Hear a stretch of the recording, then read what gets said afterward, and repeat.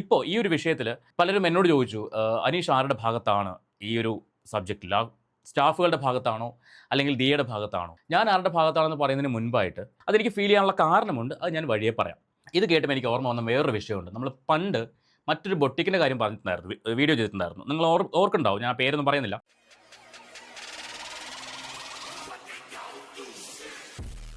ഒരു ബിസിനസ് തുടങ്ങുക എന്ന് പറയുന്നത് ഭയങ്കര ബുദ്ധിമുട്ടുള്ള കാര്യമല്ലേ? നല്ലൊരു ഇൻവെസ്റ്റ്മെൻറ്റ് വേണം.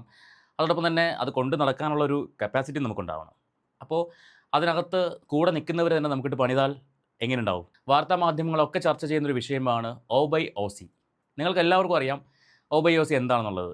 നടൻ കൃഷ്ണകുമാറിൻ്റെ മകളുടെ ഒരു ജുവലറി ഷോപ്പാണ് ഒ ബൈ ഒ സി. അവിടെ നടന്നൊരു സ്കാമാണ് ഇന്നത്തെ വാർത്ത എന്ന് പറയുന്നത്. അപ്പോൾ അതേക്കുറിച്ച് തന്നെയാണ് നമുക്കും സംസാരിക്കാനുള്ളത്. പൈസ തിരിമറിയും തട്ടിക്കൊണ്ട് പോകലും ഒക്കെ സംസാരിക്കാനുണ്ട്. അപ്പോൾ അതിന് മുന്നേ ആയിട്ട് നിങ്ങൾ ആരെങ്കിലും ഈ ചാനൽ സബ്സ്ക്രൈബ് ചെയ്യാതെയാണ് കാണുന്നതെങ്കിൽ ഒന്ന് സബ്സ്ക്രൈബ് ചെയ്തോളൂ. അതോടൊപ്പം ആ ബെല്ലൈക്കൺ കൂടി ഒന്ന് ഓൾ ഓപ്ഷൻ എനേബിൾ ചെയ്ത് വെച്ചോളൂ. അപ്പോൾ നമ്മുടെ ചാനലിൽ വരുന്ന ഓരോരോ വീഡിയോകളും നിങ്ങൾക്ക് അപ്പോൾ തന്നെ നോട്ടിഫിക്കേഷൻ വരും. നിങ്ങൾക്ക് ഓടിച്ചാടി കയറി വന്ന് വീഡിയോസ് കാണാൻ പറ്റും. കുറച്ച് നാളുകളായിട്ട് നമ്മുടെ വീഡിയോസ് വലിയ കുഴപ്പമില്ലാതെ ഇങ്ങനെ പോയിക്കൊണ്ടിരിക്കുകയായിരുന്നു. പക്ഷേ 2-3 ദിവസമായിട്ട് നിങ്ങൾ കാണുന്ന ആൾക്കാരുടെ എണ്ണം വളരെയധികം കുറവാണ്, ഒരു 2-3 ദിവസമായിട്ട്. അപ്പോൾ അതൊന്ന് പരിഹരിച്ച് തരണമെന്ന് ഞാൻ റിക്വസ്റ്റ് ചെയ്യുകയാണ്. മിക്കവാറും സമയങ്ങളിലൊക്കെ സോഷ്യൽ മീഡിയ ട്രെൻഡിങ് ആയിട്ട് വരുന്നൊരു പേരാണ് ഒ ബൈ ഒ സി. എന്തെങ്കിലുമൊക്കെ വിഷയങ്ങളിൽ, അതിപ്പോൾ അവരുടെ ജ്വല്ലറി ഷോപ്പുമായിട്ട് ബന്ധപ്പെട്ടോ അല്ലെങ്കിൽ ദിയയുമായിട്ട് ബന്ധപ്പെട്ടൊക്കെ ഉള്ള വിഷയങ്ങൾ വരുമ്പോൾ ഒ ബൈ ഒ സി എന്നുള്ള പേര് നമ്മളിങ്ങനെ മുഴങ്ങി കേട്ടുകൊണ്ടിരിക്കും. അപ്പോൾ ഇപ്പോൾ ഈ ഒരു വിഷയത്തിൽ പലരും എന്നോട് ചോദിച്ചു, അനീഷ് ആരുടെ ഭാഗത്താണ് ഈ ഒരു സബ്ജക്റ്റിൽ? ആ സ്റ്റാഫുകളുടെ ഭാഗത്താണോ അല്ലെങ്കിൽ ദിയയുടെ ഭാഗത്താണോ? ഞാൻ ആരുടെ ഭാഗത്താണെന്ന് പറയുന്നതിന് മുൻപായിട്ട് എന്താണ് ഈ വിഷയം? അതായത് ദിയയുടെ ഈ ഒരു ഷോപ്പിൽ കഴിഞ്ഞ ഒരു വർഷക്കാലമായിട്ട് സാമ്പത്തിക തിരിമറികൾ അവരുടെ സ്റ്റാഫ് തന്നെ നടത്തിക്കൊണ്ടിരിക്കുന്നു. അത് എത്ര രൂപയുടെയാണ്? 69 ലക്ഷം രൂപയെന്നാണ് ഇവർ ആരോപിക്കുന്നത്. കുറച്ച് ദിവസങ്ങൾക്ക് മുൻപ് ദിയയുടെ ഒരു ഇൻസ്റ്റഗ്രാം സ്റ്റോറി ഉണ്ടായിരുന്നു. അവരുടെ ഷോപ്പിൽ നിന്ന് സാധനങ്ങൾ വാങ്ങുന്ന ആൾക്കാർ അവരുടെ QR കോഡ്, അവരുടെ ഷോപ്പിൻ്റെ QR കോഡ് ഉപയോഗിച്ച് തന്നെ പേയ്മെൻറ്റ് ചെയ്യണം. അതല്ലാതെ അവിടുത്തെ സ്റ്റാഫുകളുടെ നമ്പറിലോ അല്ലെങ്കിൽ അക്കൗണ്ടിലോ ഒന്നും കാശ് കൊടുക്കരുത്. അങ്ങനെ ആരെങ്കിലും ആവശ്യപ്പെടുകയാണെങ്കിൽ അവരെ റിപ്പോർട്ട് ചെയ്യണമെന്ന് പറഞ്ഞിട്ട് ഒരു ഇൻസ്റ്റഗ്രാം സ്റ്റോറി കൊടുത്തിട്ടുണ്ടായിരുന്നു. അത് കണ്ടിട്ടാണെന്ന് തോന്നുന്നു കുറച്ച് കസ്റ്റമേഴ്സ് ഇവർക്ക് സ്ക്രീൻഷോട്ടുകൾ അയച്ചു കൊടുത്തു. ഈ പേയ്മെൻറ്റ് ചെയ്തതിൻ്റെ അവിടുത്തെ സ്റ്റാഫിൻ്റെ അക്കൗണ്ടിലേക്ക് കാശ് കൊടുത്തതിൻ്റെ സ്ക്രീൻഷോട്ടൊക്കെ അയച്ചു കൊടുത്തു. അതേ ചൊല്ലിയുണ്ടായ സംസാരങ്ങളും പ്രശ്നങ്ങളും ഒക്കെയാണ് ഇപ്പോൾ ഇവിടം വരെ കൊണ്ടെത്തിച്ചിരിക്കുന്നത്. തട്ടിക്കൊണ്ട് പോകലിൻ്റെ വക്കിൽ വരെ എത്തിച്ചിട്ടുണ്ട്. ഇപ്പോൾ ഈ ഒരു വിഷയം അറിഞ്ഞപ്പോൾ ദിയ ആദ്യം കൊണ്ടുപോയി കേസ് കൊടുത്തു. ദിയയും അവരുടെ ഫാമിലിയും കൊണ്ടുപോയി കേസ് കൊടുത്തു, ഇത്ര രൂപയുടെ തിരിമറി നടന്നിട്ടുണ്ടെന്ന് പറഞ്ഞിട്ട്. അതിന് കൗണ്ടർ ചെയ്യാൻ വേണ്ടി അവരുടെ ജോലിക്കാർ തന്നെ കൗണ്ടർ കേസ് ഫയൽ ചെയ്തു. എന്താ കേസ് എന്ന് വെച്ചാൽ, ഈ പറയുന്ന ജോലിക്കാർ തട്ടിക്കൊണ്ട് പോയി എന്നാണ് കേസ്. അപ്പോൾ അത് ജാമ്യമില്ലാ വകുപ്പ് പ്രകാരമാണ് കേസ് ഇട്ടേക്കുന്നത്. പിന്നെ കൃഷ്ണകുമാർ ആക്ടറും അതുപോലെ രാഷ്ട്രീയക്കാരനൊക്കെ ആയതുകൊണ്ട് ഒരു പക്ഷേ അല്പം വൈകിയേക്കാം, അറസ്റ്റൊക്കെ വൈകിയേക്കാം. അറസ്റ്റ് ഉണ്ടാവുമെന്ന് നമുക്കറിയില്ല. അതൊന്നും ഉണ്ടാവാതിരിക്കട്ടെ, വലിയ പ്രശ്നങ്ങളിലേക്കൊന്നും പോവാതിരിക്കട്ടെ എന്ന് മാത്രം ആഗ്രഹിക്കാം. കൃഷ്ണകുമാറിനും മകൾക്കും എന്താണ് പറയാനുള്ളതെന്ന് ആദ്യം കേൾക്കാം. അത് കേട്ട് കഴിയുമ്പോൾ നമുക്ക് ഏറെക്കുറെ കാര്യം മനസ്സിലാവും. ഈ ഒരു എമൗണ്ട് പറയുന്ന 69 ലക്ഷം രൂപ ഞാൻ ആദ്യം കേട്ടപ്പോൾ ഞെട്ടിപ്പോയി.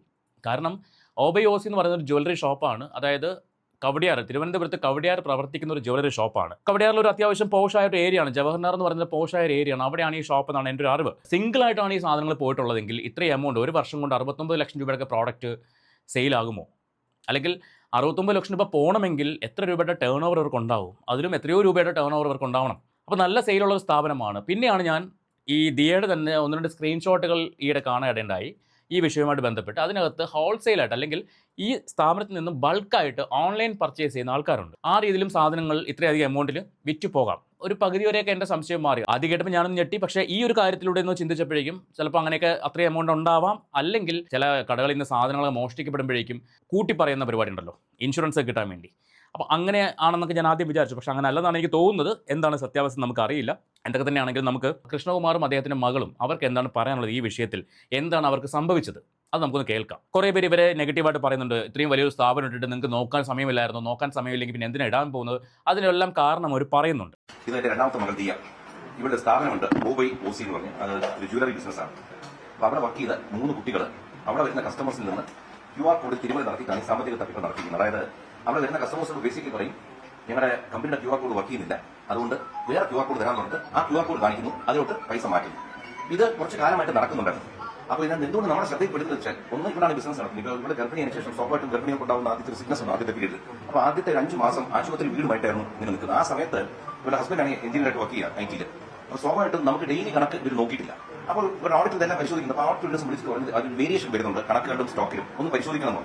അങ്ങനെ ഈ വിഷയം എവിടെയാണ് തുടങ്ങുന്നത് നോക്കുക. അതായത് ദിയ പ്രഗ്നൻ്റ് ആയതിനു ശേഷമാണ് ദിയയ്ക്ക് അവിടെ ഷോപ്പിലേക്ക് പോകാൻ പറ്റാതെ വരുന്നത്. ആദ്യത്തെ ഒരു 5 മാസത്തോളം ദിയ ഹോസ്പിറ്റൽ വീട് എന്ന ലെവലിലാണ് പോകുന്നതെന്നാണ് ഇദ്ദേഹം പറയുന്നത്. അപ്പോൾ എനിക്ക് മനസ്സിലാക്കാൻ കഴിഞ്ഞൊരു കാര്യം, ഇപ്പോൾ ദിയ ആയിക്കോട്ടെ അല്ലെങ്കിൽ ദിയയുടെ ഹസ്ബൻഡായ അശ്വിൻ ആയിക്കോട്ടെ, ഫാമിലിയെ ഡിപ്പെൻഡ് ചെയ്ത് കാര്യങ്ങൾ ചെയ്യുന്ന ആൾക്കാരല്ല, അവർ ഇൻഡിപെൻഡൻ്റ് ആണ്. എന്ത് കാര്യം അവർ സ്വന്തമായിട്ട് ചെയ്യുന്ന ആൾക്കാരാണ്. അതുകൊണ്ട് തന്നെ ഫാമിലിയിലുള്ള ആൾക്കാരോട് ഈ ഷോപ്പിൽ പോയി ഇരിക്കാനോ ഒന്നും അവർ പറഞ്ഞിട്ടുണ്ടാവില്ല. സ്വന്തം സ്ഥാപനത്തിലെ സ്റ്റാഫുകളെ ദിയ തന്നെ പറയുന്നത്, ഈ വീഡിയോക്കകത്ത് പറയുന്നത്, ഞാൻ അവരെ സഹോദരങ്ങളെ പോലെയാണ് കണ്ടിരുന്നത്. അതുകൊണ്ട് തന്നെ എനിക്ക് ഒരു വിശ്വാസമായിരുന്നു. ഇപ്പോൾ വിശ്വാസവഞ്ചനയാണ് ഇവിടെ നടന്നിരിക്കുന്നത്. ഒരു കാര്യം മനസ്സിലാക്കേണ്ടത്, ഒരാളെയും കണ്ണടച്ച് വിശ്വസിക്കരുത്. പ്രത്യേകിച്ച് ഇത്രയും ലക്ഷങ്ങൾ വിലപിടിപ്പുള്ള ഒരു സ്ഥാപനത്തിൽ സ്വന്തം കൂടപ്പിറപ്പിനെ പോലും വിശ്വസിക്കാൻ പറ്റില്ല. ആ കാലത്തിലാണ് അന്യ വ്യക്തികളായ 3 പേരെ ദിയ വിശ്വസിച്ചത്. അപ്പം അതാണ് ഒന്നാമത്തെ മിസ്റ്റേക്ക്. ആ വിശ്വാസത്തെ അവസരം മുതലെടുത്ത് വഞ്ചിച്ചു എന്നാണ് എനിക്ക് ഫീൽ ചെയ്യുന്ന കാര്യം. അതെനിക്ക് ഫീൽ ചെയ്യാനുള്ള കാരണമുണ്ട്, അത് ഞാൻ വഴിയെ പറയാം. അപ്പോൾ ഇങ്ങനെ ദിയയ്ക്ക് ഇങ്ങനെ അവിടെ പോകാൻ പറ്റിയില്ല. അശ്വിനാണെങ്കിലും ജോലിയുണ്ടെന്ന് പറയുന്നു. അപ്പോൾ അശ്വിന് എപ്പോഴും പോകാൻ പറ്റില്ല. ഇവർ ഓഡിറ്റ് ചെയ്ത സമയത്താണ് ഇതിൻ്റെ തിരിമറികൾ മനസ്സിലാവുന്നത്. അതായത് സ്റ്റോക്കും എമൗണ്ടും തമ്മിലുള്ള വ്യത്യാസം മനസ്സിലാവുന്നത് ഓഡിറ്റ് ചെയ്ത സമയത്താണ് എന്നാണ് ഇദ്ദേഹം പറയുന്നത്. അങ്ങനെ ചാർട്ടേഡ് അക്കൗണ്ടന്റ് ഇവരെ കോൺടാക്ട് ചെയ്യുന്നു, ഇവരെ വിളിച്ച് കാര്യം പറയുന്നു. അപ്പോഴാണ് ഇവർ ചെക്ക് ചെയ്യുന്നത്. അതിനുശേഷമാണ് ഒരു ഡെയിലി റിപ്പോർട്ട് എടുത്തപ്പം സെയിൽസ് നടക്കുന്നുണ്ട്, പക്ഷേ ഫണ്ടില്ല. ഇത് എവിടെ പോയി അന്വേഷിച്ചപ്പോഴാണ് ഇൻസ്റ്റഗ്രാം സ്റ്റോറി ഇടുന്നതും അതിൻ്റെ പിന്നാലെ സ്ക്രീൻഷോട്ടുകളുടെ പ്രവാഹമായിരുന്നു എന്നാണ് പറയുന്നത്. കസ്റ്റമേഴ്സ് വിളിച്ചറിയിക്കുക അല്ലെങ്കിൽ കസ്റ്റമേഴ്സ് സ്ക്രീൻഷോട്ടുകൾ അയച്ചു കൊടുക്കുകയും ചെയ്തത് അതിന് ശേഷമാണ്. പലരും ഈ ദിവ്യ എന്ന് പറയുന്ന ഒരു സ്റ്റാഫിൻ്റെ അക്കൗണ്ടിലേക്കാണ് കാശ് ഇട്ട് കൊടുത്തുകൊണ്ടിരുന്നത്. ഇവരുടെ QR കോഡ് വർക്ക് ചെയ്തത് അത് കൃഷ്ണകുമാർ പറയുന്നത് കേട്ടിട്ട് ഇവരുടെ ഷോപ്പിൽ വരുന്ന ആൾക്കാരിൽ നിന്ന് അങ്ങനെ വാങ്ങിച്ചു എന്നാണ് പറയുന്നത്. പക്ഷേ അങ്ങനെ വാങ്ങിച്ചാൽ ഒരിക്കലും 69 ലക്ഷം രൂപയിലേക്കൊന്നും എത്തില്ല. കാരണം ഒരു വർഷം കൊണ്ട് ഒരു ദിവസം എത്ര കസ്റ്റമേഴ്സ് വന്നാലാണ് 69 ലക്ഷം രൂപയുടെ കച്ചവടം നടക്കുന്നത്. നമ്മൾ അരിയാഹാരം കഴിക്കുന്ന ആൾക്കൊന്ന് മനസ്സിലാവും.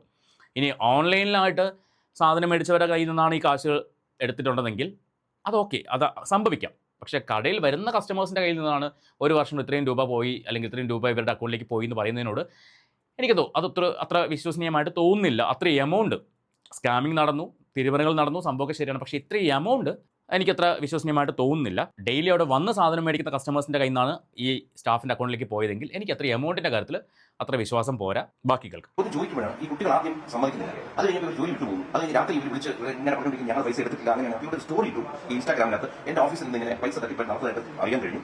ഏതെങ്കിലും കസ്റ്റമേഴ്സ് എന്നെ ഇൻസ്റ്റയിൽ ഫോളോ ചെയ്യുന്ന ആരെങ്കിലും ഇത് ഇങ്ങനെ നിങ്ങളുടെ ശ്രദ്ധയിൽപ്പെട്ട് അറിയിക്കണം.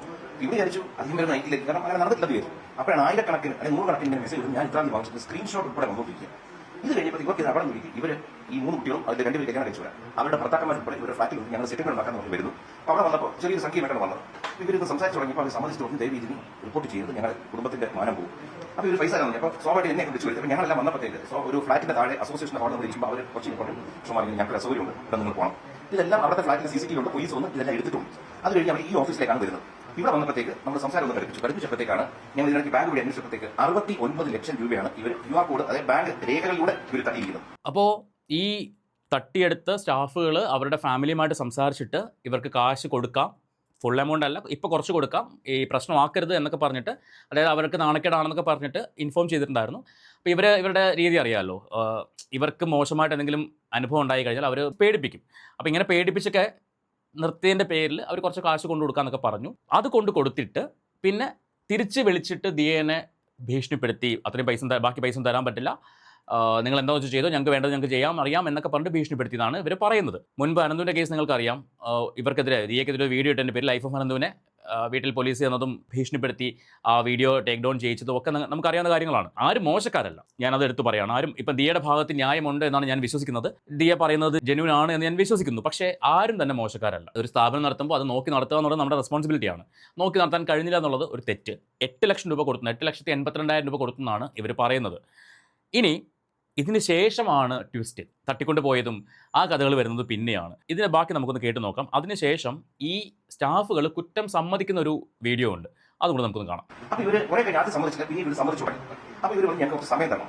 അപ്പോൾ ഇതിനിടയ്ക്ക് ഇവിടെ ഒരു കുട്ടിയുടെ ഭർത്താവ് ഇവിടെ നിന്ന് പുറത്തുപോയി ഒരു 3 മണിക്കൂറിനകത്ത് തിരിച്ചു വരുന്നു. 8,82,000 രൂപ ക്യാഷ് ആയിട്ട് കൊണ്ടുവരുന്നു. ഇതിന്റെ എല്ലാ തെളിവുകളും ഞങ്ങൾ എല്ലാവരും ക്യാമറയിൽ കൂടെ റെക്കോർഡ് ചെയ്തു.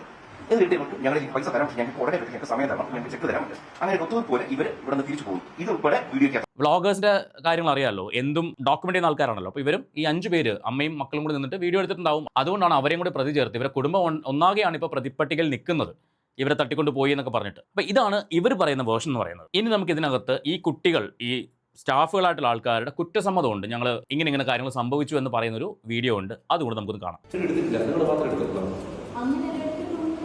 അല്ല, ഇവരെടുത്തിട്ടില്ല, നിങ്ങൾ മാത്രം എടുത്തില്ല. നിങ്ങൾ എടുത്തിട്ടാണ് കൊടുത്തത്. ഇവരെടുത്തിട്ടില്ലേ? ഉണ്ട്. അപ്പോൾ ഒരു സെക്കൻഡ്, ഇവർക്ക് നിങ്ങൾ അയച്ചു കൊടുക്കുന്നതിനാണ്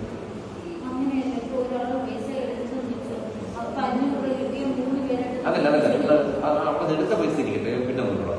നിങ്ങൾ ഈ അക്കൗണ്ട് വഴി ട്രാൻസ്ഫർ ചെയ്ത പൈസ ഇല്ലേ, അത് ആരുടെ അക്കൗണ്ട്?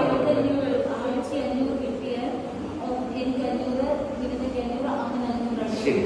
ഓ, അപ്പോൾ 1500 രൂപ അക്കൗണ്ടിലേക്ക് വന്നാൽ എനിക്ക് 500, അവൾക്ക് 500, മറ്റവൾക്ക് 500, 3 പേരും കൂടി നന്നായിട്ട് കളിച്ചു. അതാണ് സത്യം. ഇനി ഇവർ ഈ വിഷയത്തെ സംസാരിക്കുന്ന വേറൊരു കാര്യമുണ്ട്, ഇവരെ ഭീഷണിപ്പെടുത്തി പറയിപ്പിച്ചതാണ്. ഇതിന് ബാക്കി കേൾക്കാം. നിങ്ങൾക്ക് ഏകദേശം ധാരണയില്ല അല്ലേ? 3 ലക്ഷം വരെ ഓർമ്മയുണ്ട്. ഒരു 10-15 ലക്ഷം എടുത്തിട്ടുണ്ടെങ്കിലോ റെക്കോർഡ് വന്നാൽ എന്ത് ചെയ്യുന്നത്? അല്ല, ഒരു സംസാരിക്കാതിരിക്കും. വന്നാൽ എന്ത് ചെയ്യും? കണക്ക് പ്രകാരം വന്നാൽ നിങ്ങൾ എന്ത് ചെയ്യും?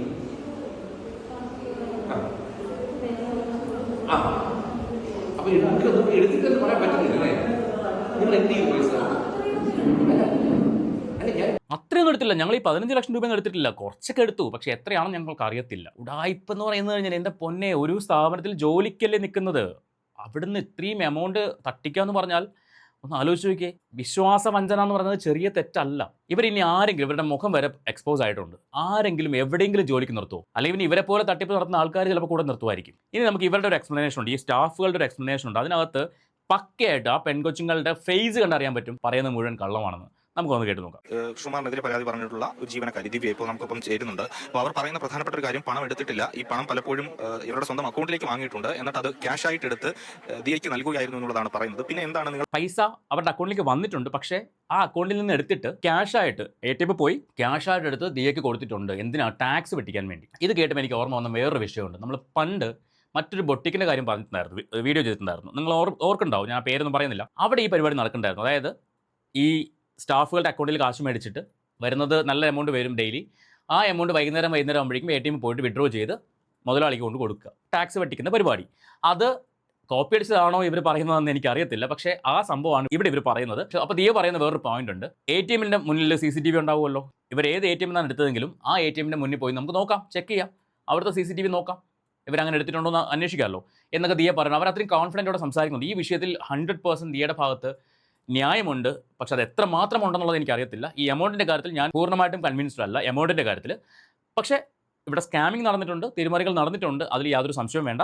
നമുക്ക് ഈ ഒരു ദിവ്യ ഇവരുടെ അക്കൗണ്ട് വഴിയാണ് കാശ് നേരത്തെ പോയിന്ന് അവിടെ പറയുന്നത് കേട്ടത്. അപ്പോൾ ഇവർക്ക് എന്താണ് പറയാനുള്ളതെന്ന് കേട്ട് നോക്കാം. പ്രധാനമായും ഈ പ്രശ്നങ്ങളുടെ എല്ലാം തുടക്കം എവിടെ നിന്നാണ്? നിങ്ങളും ദിയയും തമ്മിലുള്ള പ്രശ്നം? അങ്ങനെ തുടക്കം എന്ന് പറയാൻ വേണ്ടിയിട്ട് ഞങ്ങളുടെ ഓഫീസ് വേറൊരു സ്ഥലത്തോട് ഷിഫ്റ്റ് ചെയ്തായിരുന്നു. അപ്പോൾ ഷിഫ്റ്റ് ചെയ്ത സമയത്ത് അതൊരു അങ്ങനെ എന്താ പറയുക, ഒരു അവിടെ നിന്നൊരു ഇറക്കം പോലൊരു സ്ഥലമുണ്ട്. അവിടെ നിന്ന് ഇറങ്ങി വന്നപ്പോൾ ഞാൻ 2 വീലറിലാണ് പോകുന്നത്. അപ്പോൾ അവിടെ നിന്ന് ഇറങ്ങിയ സമയത്ത് ഞാൻ വന്ന് വീണായിരുന്നു. ഞാനും വിനിതയാണ്, ഞങ്ങൾ ഒരുമിച്ചാണ് പോയത്. അപ്പോൾ അവിടെ നിന്ന് വീണായിരുന്നു. അപ്പോൾ അവിടെ നിന്ന് വീണ സമയത്ത് ഞാൻ എൻ്റെ കൈക്ക് കുറച്ച് പരിക്ക് വെച്ച് ഞാൻ പിറ്റേന്ന് ഞാൻ ലീവ് എടുക്കായിരുന്നു. എനിക്ക് വരാൻ പറ്റത്തില്ല, ഞാൻ ലീവാണെന്ന് പറഞ്ഞു. അപ്പോൾ അന്ന് വന്നതിന് ശേഷം ദിയ ചേച്ചി അന്ന് വൈകുന്നേരം ആയപ്പം ഇങ്ങനെ ഒരു സന്ധ്യയോട് അടുപ്പിച്ചൊക്കെ ഇങ്ങനെ ഗ്രൂപ്പിൽ മെസ്സേജ് കിട്ടിയായിരുന്നു, ഇങ്ങനെ ഓഫീസ് ക്ലീൻ അല്ല, അത് നിങ്ങൾ അങ്ങനെ നോക്കണം, ഇങ്ങനെ നോക്കണം എന്നൊക്കെ പറഞ്ഞാൽ ഒരുപാട് പ്രശ്നങ്ങളൊക്കെ പറയുന്നുണ്ട്. അപ്പോൾ ഞാൻ പുള്ളിക്കാരനെ വിളിച്ച് ചോദിച്ചു എന്ത് പ്രശ്നം എന്താണ് എന്നിങ്ങനെ ചോദിച്ചപ്പോൾ പുള്ളിക്കാരാണ് പറഞ്ഞത്, അത് ഇന്നലെ ഫുഡ് കഴിച്ചതിൻ്റെ ഒരു ചോറ് എന്തോ, 1 മണി ചോറ് എന്തോ അവിടെ കിടന്നിരുന്നു, അതെടുത്തിട്ട് ഇങ്ങനെ വഴക്കൊക്കെ പറയുന്നുണ്ടായിരുന്നു. എല്ലാ സമയത്ത് മഴയും കാര്യങ്ങളൊക്കെ ഇല്ല, അപ്പോൾ കാലിൽ ചെളി എന്തോ ആയിട്ടുണ്ട് അങ്ങനെയൊക്കെ പറഞ്ഞിട്ട് വഴക്ക് പറഞ്ഞെന്ന് പറഞ്ഞു. അങ്ങനെ അവിടെ വെച്ച് ഇവർ തമ്മിൽ സംസാര ഇഷ്യൂ ആയി. പിന്നെയാണ് വന്നിട്ട് ചോദിച്ചത്, വിനിത ജോലി നിർത്തുന്നു, ഒരാൾ ജോലി നിർത്തുന്നു, നിങ്ങൾക്ക് തുടരാൻ താല്പര്യം ഉണ്ടോ എന്നൊക്കെ ചോദിച്ചു. അപ്പോൾ ഞാൻ പറഞ്ഞു ഇത് എപ്പോഴും ഇങ്ങനെയാണല്ലോ, അതായത് നിങ്ങളെ ജോലിയിൽ നിന്ന് പിരിച്ചു വിടാൻ അല്ലെങ്കിൽ നിങ്ങൾ വിട്ടതല്ല, ഞങ്ങളായിട്ട് മാറിയത് തന്നെയാണ്. അല്ല, നിങ്ങൾ മാറിയതുകൊണ്ടുള്ള വൈരാഗ്യമാണോ ഇതിനെല്ലാം? അതെ. പക്ഷെ അപ്പോഴും അവർ പറയുന്ന ഒരു പ്രധാനപ്പെട്ട കാര്യമുണ്ട്, ഈ പണം എടുത്തു എന്ന് പറയുന്നത് ഏതാണ്ട് 69 ലക്ഷം രൂപ എങ്ങാണ്ട് എടുത്തു എന്ന് പറയുന്നത്. അത് നിങ്ങളുടെ അക്കൗണ്ടിലേക്ക് പലപ്പോഴും പൈസ വന്നിട്ടുണ്ടോ? പൈസ ക്യാഷ് വന്നിട്ടുണ്ട്. ഇപ്പോൾ ഞങ്ങളുടെ ബാങ്ക് സ്റ്റേറ്റ്മെന്റ് പരിശോധിച്ച് അറിയാൻ പറ്റുമല്ലോ 69 ലക്ഷം വന്നിട്ടുണ്ടോ ഇല്ലയോ എന്ന്. ഞങ്ങൾ റെഡിയാണ്, ബാങ്ക് സ്റ്റേറ്റ്മെന്റ് എടുത്ത് നോക്കട്ടെ 69 ലക്ഷം ഉണ്ടോ ഇല്ലയോ എന്ന്. ഈ 69 ലക്ഷം രൂപ നിങ്ങളുടെ അക്കൗണ്ടിലേക്ക് വന്നിട്ടില്ല എന്ന് നിങ്ങൾ പറയുന്നു, പക്ഷേ കുറച്ച് പണം വന്നിട്ടുണ്ട് അല്ലേ? ഇത് എന്തുകൊണ്ടാണ് നിങ്ങളുടെ അക്കൗണ്ടിലേക്ക്? ഈ പെൺകുട്ടി പറയുന്നതിൽ പൂർണ്ണമായിട്ടും എനിക്ക് വിശ്വാസമില്ല. കാരണം എല്ലാം ഇങ്ങനെ ആലോചിച്ച് പറയുകയാണ്. സാധാരണ കള്ളം പറയുന്നവരാണ് ഇങ്ങനെ ആലോചിച്ച് പറയുന്നത്. പിന്നെ അല്ലെങ്കിൽ ആരെങ്കിലും പറഞ്ഞ് പഠിപ്പിച്ചു കൊടുത്ത കാര്യങ്ങൾ വൊമിറ്റ് ചെയ്യുമ്പോൾ മറന്നുപോയ കാര്യങ്ങളാണെങ്കിൽ ഇങ്ങനെ അതങ്ങനെയാണ് ഇങ്ങനെയാണ്, അത് പിന്നെ അത് അവിടെ അങ്ങനെ സംഭവിച്ചു ഇങ്ങനെ സംഭവിച്ചു, പിന്നെ ഇങ്ങനെ കണ്ണു പോകും. അതേപോലെയാണ് ഈ കുട്ടിയുടെ കണ്ണും പോകുന്നത്. അതുകൊണ്ട് ഞാൻ പറഞ്ഞു ഈ കുട്ടി പറയുന്നത് പൂർണ്ണമായിട്ടും ശരിയല്ലെന്ന് പറയുന്നത്. ഇതാരോ പറഞ്ഞു പഠിപ്പിച്ചു, ഒന്നുകിൽ അഡ്വക്കേറ്റ് ആയിരിക്കാം അല്ലെങ്കിൽ മറ്റാരെങ്കിലും ആയിരിക്കാം. പറഞ്ഞ് പഠിപ്പിച്ച വിഷയങ്ങളാണ് ഈ കുട്ടി സംസാരിക്കുന്നുണ്ട് എനിക്ക് ഫീൽ ചെയ്യുന്നത് പേഴ്സണലി. ഇത് എൻ്റെ വ്യക്തിപരമായ അഭിപ്രായമാണ്. സോ നിങ്ങളുടെ അഭിപ്രായം എന്താ വെച്ചാൽ നിങ്ങൾക്ക് കമൻറ്റ് ചെയ്യാം, എന്താണ് തോന്നുന്നു എന്നുള്ളത്. ബാക്കി നോക്കാം. ഈ കസ്റ്റമർ ഇടുന്നതിന്റെ കാരണം കസ്റ്റമർ ഇടുന്നതിന്റെ കാരണം ഞങ്ങളാണ് കാണിച്ചു കൊടുക്കുന്നത്. പക്ഷേ ദേശീയ ഞങ്ങളുടെ പറഞ്ഞിട്ടുള്ളത് ടാക്സ് ഇഷ്യൂ വരും, ഇങ്ങനെ എനിക്ക് ഒരുപാട് പേയ്മെന്റ്സ് വരുമ്പോൾ ടാക്സ് ഇഷ്യൂ വരും. നേരത്തെ ഞാൻ പറഞ്ഞു ഈ 69 ലക്ഷം രൂപയുടെ കണക്ക് പറയുമ്പോൾ ഞാൻ പറഞ്ഞു ഡെയിലി നേരിട്ട് വന്ന് പർച്ചേസ് ചെയ്യുന്ന ആൾക്കാരാണ് ഈ എമൗണ്ട് കൊടുത്ത് ഇവരുടെ അക്കൗണ്ടിലേക്ക് പോയി 69 ലക്ഷം രൂപ എനിക്ക് തോന്നുന്നില്ല അത്രയും വരുമെന്ന്. കാരണം ഓൺലൈൻ പർച്ചേസിന്റെ കാശ് മുഴുവൻ പോകുന്നത് ദിയയുടെ അക്കൗണ്ടിലേക്കാണ്. ബാക്കി അവിടെ ഡയറക്റ്റ് വരുന്ന കസ്റ്റമേഴ്സിന്റെ കാശ് QR കോഡ് വഴി അത് ചിലപ്പോൾ അക്കൗണ്ടിലേക്ക് പോകുമായിരിക്കും. അപ്പോൾ അതിൽ ചെറിയ പർച്ചേസിംഗ് ആണെങ്കിൽ കയ്യിലേക്ക് മേടിക്കാൻ പറഞ്ഞിട്ടുള്ളതെന്നാണ് ഈ പെൺകുട്ടി പറയുന്നത്. അതുകൊണ്ട് ഞാൻ പറഞ്ഞു 69 ലക്ഷം രൂപയുടെ ആ ഒരു എമൗണ്ട് എന്ന് പറയുന്നത് അത്രമാത്രം എനിക്ക് വിശ്വസിക്കാൻ പറ്റുന്നില്ല എന്ന് ഞാൻ പറഞ്ഞത്. നോക്കാൻ ബാക്കി. ഓൾറെഡി ഓൺലൈൻ പേയ്മെന്റ്സ് എല്ലാം ദേശീയ അക്കൗണ്ടിലോട്ടാണല്ലോ പോകുന്നത്. അപ്പോൾ ഈ എമൗണ്ട് കൂടെ ആകുമ്പോൾ ടാക്സ് ഇഷ്യൂ വരും. അതുകൊണ്ട് കുറച്ച് എമൗണ്ടിനൊക്കെയാണ് പർച്ചേസ് ചെയ്യുന്നത് നോർമൽ QR കോഡ് കാണിച്ചാൽ, അല്ലാന്നുണ്ടെങ്കിൽ നിങ്ങൾ ആ ക്യാഷ് മേടിച്ചാൽ പറയാം. അപ്പോൾ നിങ്ങൾ ഈ ഒരു കുറച്ച് പണം കൊടുത്തു നിങ്ങൾ സമ്മതിക്കുന്നുണ്ട്. അത് അദ്ദേഹം പറയുന്നത് അതുകൊണ്ട് 8 ലക്ഷം രൂപ അദ്ദേഹം ഫ്ലാറ്റ് വന്ന് കൊടുത്തത് നിങ്ങൾക്ക് അന്ന് എന്തുകൊണ്ട് നിയമപരമായിട്ട് മുന്നോട്ട് പോകാൻ കഴിഞ്ഞില്ല? അല്ലെങ്കിൽ നിങ്ങൾ തെറ്റിയിട്ടില്ലെങ്കിൽ നിങ്ങൾ പൈസ കൊടുത്തില്ല? നമ്മൾ സാധാരണക്കാരല്ലേ, അന്ന് വിളിച്ചിട്ട് ഞങ്ങളുടെ പറഞ്ഞ നാളെ യൂട്യൂബ് ട്രെൻഡിംഗ് നമ്പർ വേണം നിങ്ങളായിരിക്കും, നിങ്ങളുടെ എല്ലാ ഫീസും റിവീൽ ചെയ്യും, നിങ്ങളുടെ ജീവിതം തന്നെ ഞാൻ തോലയ്ക്കും, നിങ്ങളുടെ ജീവിതം പോലും. പാവങ്ങളാണ്, ഞങ്ങളങ്ങ് പേടിച്ച് വരണ്ട് പോയി. പക്ഷേ 3 മണിക്കൂർ കൊണ്ട് 8 ലക്ഷം രൂപ ഉണ്ടായി. ഈ പാവങ്ങൾക്ക് ഉണ്ടായിപ്പോയി പെട്ടെന്ന്. അത് 3 മണിക്കൂർ കൊണ്ട് 8 ലക്ഷം രൂപയൊക്കെ ഉണ്ടായിക്കൊണ്ട് വരാമെന്ന് പറയുന്നത് 1 രൂപ പോലും അങ്ങനെ എടുക്കാത്ത ആൾക്കാർ അല്ലെങ്കിൽ ലക്ഷങ്ങൾ എടുക്കാത്ത ആൾക്കാർക്കൊക്കെ പറ്റുമോ? നമ്മൾ തിരിമറി കാണിച്ചിട്ടില്ലെങ്കിൽ നമ്മൾ കുറച്ച് സ്ട്രോങ് ആയിട്ട് നിന്ന് ഫൈറ്റ് ചെയ്യല്ലേ ചെയ്യുക. അപ്പോൾ ഇവിടെ എന്തൊക്കെയോ നടന്നിട്ടുണ്ട്. അങ്ങനെയൊക്കെ പറയുമ്പോൾ നിങ്ങൾ വിശ്വസിച്ചു? നിങ്ങൾക്ക് ഒരുപക്ഷെ പോലീസിലോ മാധ്യമങ്ങൾക്ക് മുന്നിലോ പറഞ്ഞുകൂടായിരുന്നു? സ്റ്റോറി ഇട്ടുകൊണ്ടിരിക്കുകയാണല്ലോ, ഞങ്ങളുടെ പേരും പേഴ്സണൽ നമ്പറും പേരും വെച്ച് ഇങ്ങനെ ഒരുപാട് സ്റ്റോറീസ് ഇട്ടുകൊണ്ടിരിക്കുകയായിരുന്നു. നിങ്ങൾ പറഞ്ഞു സാധാരണക്കാരാണെന്ന് പറഞ്ഞു. അതുകൊണ്ട് നിങ്ങൾക്ക് എത്രയും പെട്ടെന്ന് 8 ലക്ഷം രൂപ ചോദിച്ച ഉടനെ നിങ്ങൾക്ക് കൊടുക്കാൻ കഴിഞ്ഞു? ഫസ്റ്റ് പറഞ്ഞത് അവർ 5 ആണ് ആദ്യം ആവശ്യപ്പെട്ടത്. 5 ആവശ്യപ്പെട്ട് കഴിഞ്ഞതിന് ശേഷം ഞങ്ങൾ ഫസ്റ്റ് പറയുന്നത് നിങ്ങൾക്ക് ഇത്രയും തരാൻ പറ്റത്തില്ല, നാളെ നിങ്ങൾ ഈ ക്യാഷ് എന്ന് നിങ്ങൾ എൻ്റെ കയ്യിൽ തരും, അന്ന് സ്റ്റോറി ഡിലീറ്റ് ചെയ്യുമെന്നാണ് പറഞ്ഞത്. അപ്പോൾ ഞങ്ങൾ 5 ലക്ഷം ആവശ്യപ്പെട്ടത്, പക്ഷെ ഞങ്ങൾ 8 ലക്ഷം കൊടുത്തു. ഉദാര മനസ്കനായ ആശാൻ ഗർവാസിസിനോട് ക്ഷമിച്ചിരിക്കുന്നു. അതുകൊണ്ടാണ് 8 ലക്ഷം കൊടുത്തത്. ഇല്ലെങ്കിൽ ഞങ്ങൾ 5 കൊടുക്കലായിരുന്നു. ഡിലീറ്റ് ആക്കാൻ ഒരുപാട് നിർബന്ധിച്ചായിരുന്നു. സ്റ്റോറി ഡിലീറ്റ് ചെയ്യുമോ പ്ലീസ് ആയിരുന്നു. ഇല്ല, സ്റ്റോറി ഡിലീറ്റ് ചെയ്യില്ലെന്നാണ് പറഞ്ഞത്. പിന്നെ അതിനുശേഷം ഞങ്ങളുടെ പറഞ്ഞത് നിങ്ങൾ രാവിലെ എൻ്റെ ഫ്ലാറ്റിൽ 5 ലക്ഷം ക്യാഷ് ആയിട്ട് വേണമെന്നാണ് പറഞ്ഞത്. അപ്പോൾ ഞങ്ങൾ ആ രാത്രി പോലും ഞങ്ങളുടെ കയ്യിൽ കുറച്ച് ക്യാഷ് ഉണ്ട്, അതെങ്ങനെയെങ്കിലും ഞങ്ങൾ ഗൂഗിൾ പേ ചെയ്ത് തരാൻ ചേച്ചി, തൽക്കാലത്തേക്ക് അതെങ്കിലും ഒന്ന് ഡിലീറ്റ് ചെയ്യുമെന്നൊക്കെ പറഞ്ഞത്. രാവിലെ പുള്ളിക്കാരുടെ കുറച്ച് സ്വർണ്ണവും പിന്നെ എന്റെയും വേറെ ആശിഷിന്റെ സ്വർണ്ണം പണയം വെച്ചിട്ടാണ് ആ ക്യാഷ് കൊണ്ട് കൊടുക്കുന്നത്. അന്ന് രാവിലെ 8 ലക്ഷം രൂപയുടെ സ്വർണ്ണം പണയം വയ്ക്കാൻ ഉണ്ടല്ലേ കയ്യിൽ. എന്തിനാണ് ഉടായ്പ കാണിച്ചത്? സമ്മതിക്കണം കേട്ടോ. നിങ്ങൾ പണം എടുത്തിട്ടില്ല എന്ന് പറയുന്നു, പക്ഷേ പണം നിങ്ങളുടെ അക്കൗണ്ടിലേക്ക് വന്നിട്ടുണ്ട്, നിങ്ങൾ വിഡ്രോ ചെയ്തിട്ടുണ്ട്. ഈ വിഡ്രോ ചെയ്ത പണം എങ്ങനെയാണ് ദിയയ്ക്ക് കൊടുത്തത്? എങ്ങനെയാണ്? നമ്മൾ എപ്പോഴും വിഡ്രോ ചെയ്യാൻ പറയാൻ പറ്റില്ല. കുറച്ച് ഇപ്പോൾ നമ്മുടെ കയ്യിൽ എന്തെങ്കിലും ആവശ്യത്തിനുണ്ടെങ്കിൽ ചിലപ്പോൾ അതായിരിക്കും കൊടുക്കുന്നത്. ചില സമയം ഐറ്റം വിഡ്രോ ചെയ്യാറുണ്ട്, ചില സമയം ചേച്ചി എന്തെങ്കിലും ആവശ്യത്തിനുണ്ടെങ്കിൽ അങ്ങനെയൊക്കെയാണ് ക്യാഷ് കൊടുക്കുന്നത്. പക്ഷേ ഈ ദിയയ്ക്ക് നിങ്ങളുടെ അക്കൗണ്ടിലേക്ക് ആ കമ്പനിയുമായി ബന്ധപ്പെട്ട പണം വന്നിട്ടുണ്ട്, പക്ഷേ നിങ്ങൾ ആദ്യത്തെ തെളിവുണ്ട്, അതിന്റെ ബാങ്ക് സ്റ്റേറ്റ്മെന്റ് എടുക്കുക. പക്ഷേ നിങ്ങൾ ദിയയ്ക്ക് കൊടുത്ത പണത്തിന് യാതൊരു തരത്തിലും തെളിവില്ലല്ലോ. ഞങ്ങൾ കയ്യിലല്ലേ കൊടുക്കുന്നത്.